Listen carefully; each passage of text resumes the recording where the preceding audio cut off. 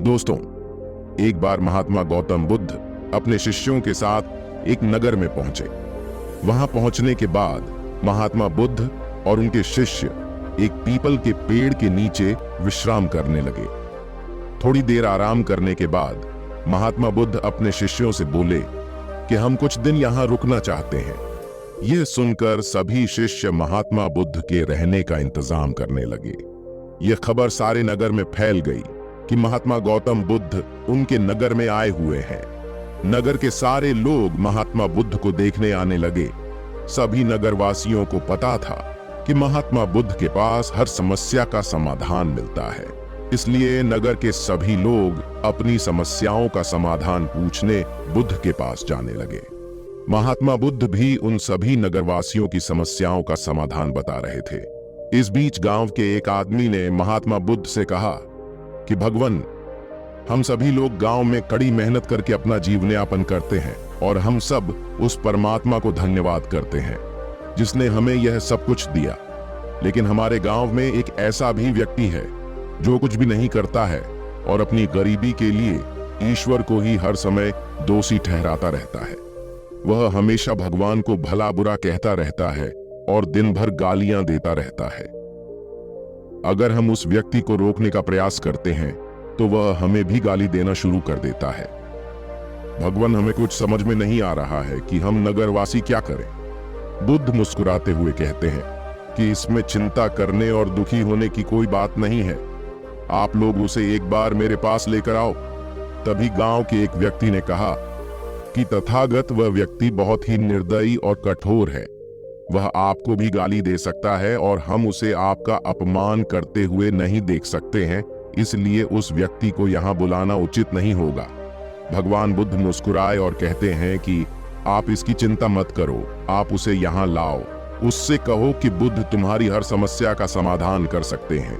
गांव वालों ने कहा कि जैसा आप कहें। जब गांव वाले ने उस व्यक्ति को महात्मा बुद्ध के पास चलने के लिए कहा तो उस व्यक्ति ने उनके पास जाने से इनकार कर दिया और जोर जोर से कहने लगा कि बुद्ध पाखंडी है, वे सब ढोंग करते हैं, सब कुछ नकली है, मैं किसी के पास नहीं जाऊंगा। गांव वालों ने बहुत प्रयास किया लेकिन वह महात्मा बुद्ध के पास जाने के लिए तैयार नहीं हुआ। फिर कुछ नगर वालों ने उन्हें बताया कि महात्मा बुद्ध आपकी सभी समस्या का समाधान कर सकते हैं, उनके पास चलकर आप अपनी समस्या उन्हें बता सकते हैं।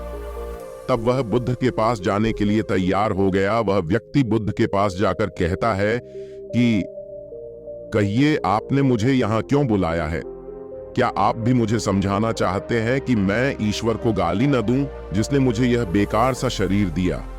लेकिन शरीर को चलाने के लिए धन की भी आवश्यकता होती है। उस ईश्वर ने मुझे धन क्यों नहीं दिया? ऐसे में मुझे इस बेकार शरीर के साथ क्या करना चाहिए?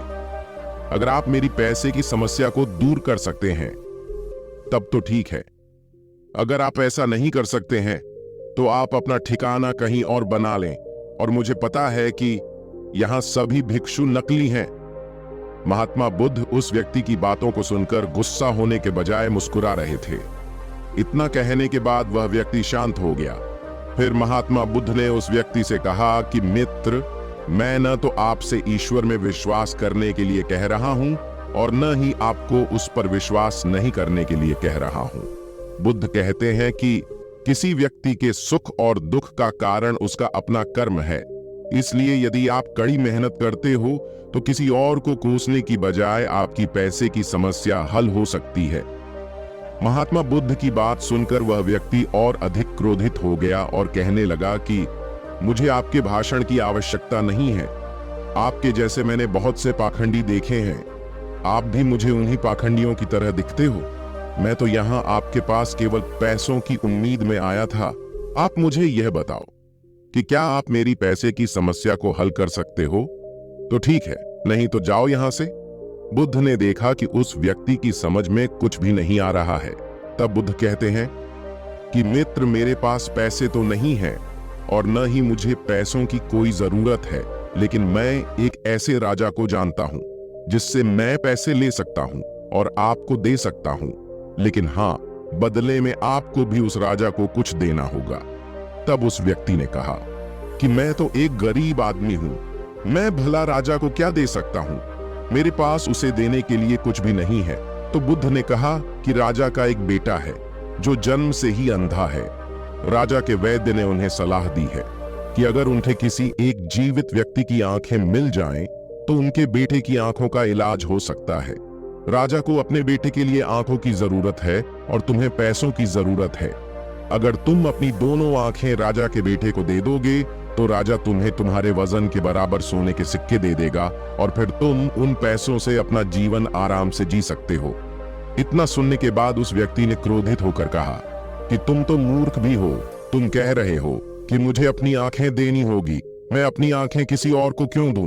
उस व्यक्ति ने कहा कि हाँ, मुझे पैसे की जरूरत है, लेकिन इसका मतलब ये तो नहीं है कि पैसे के लिए मैं अपनी आंखें बेच दूं। अगर मेरे पास आंखें ही नहीं रहेंगी तो मैं इतने पैसे का क्या करूंगा? तब बुद्ध ने कहा, ठीक है, अगर तुम दोनों आंखें नहीं दे सकते हो तो कम से कम एक आंख तो दे ही सकते हो, और मैं तुम्हें तुम्हारी एक आंख का भी मैं तुम्हें तुम्हारे वजन के बराबर सोने के सिक्के दिला सकता हूं। तब उस व्यक्ति ने कहा कि क्या तुम पागल हो गए हो? मैं सोने के सिक्कों के बदले में अपनी एक आंख भी नहीं दूंगा। मेरी आंखें अनमोल हैं, मैं अपनी कीमती आंखें कैसे बेच सकता हूं? बुद्ध ने कहा, अगर आपको पैसे चाहिए तो उसके बदले में राजा को आपको कुछ देना ही होगा। उस व्यक्ति ने कहा, मेरी आंखें अनमोल हैं, आप इस बात को यहीं पर छोड़ दें, मुझे पैसे की कोई जरूरत नहीं है, मैं किसी भी कीमत पर अपनी आंखें बेचना नहीं चाहता। ये सुनकर महात्मा बुद्ध कहते हैं कि अभी कुछ देर पहले आप अपने इस शरीर को बेकार कह रहे थे, लेकिन अब आप कह रहे हैं कि आपकी आंखें अनमोल हैं। आपकी आंखें तो आपके शरीर का एक छोटा सा हिस्सा है। अगर आपकी आंखें अनमोल हैं तो आपका शरीर कैसे बेकार हो सकता है? महात्मा गौतम बुद्ध के इन शब्दों को सुनकर उस व्यक्ति की आंखों में आंसू आ गए और वह बुद्ध के पैरों में गिर गया और रोने लगा।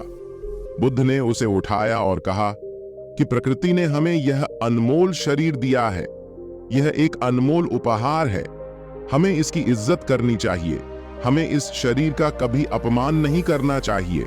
लेकिन अधिकांश लोग इसे अनदेखा कर देते हैं और खुद को कोसते रहते हैं।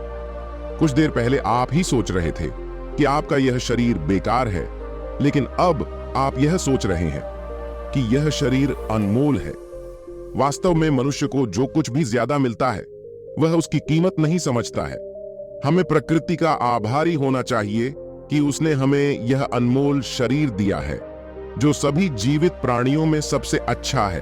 खुद को कोसने की बजाय हमें ईश्वर को धन्यवाद देना चाहिए कि आपको इतना खूबसूरत शरीर दिया है।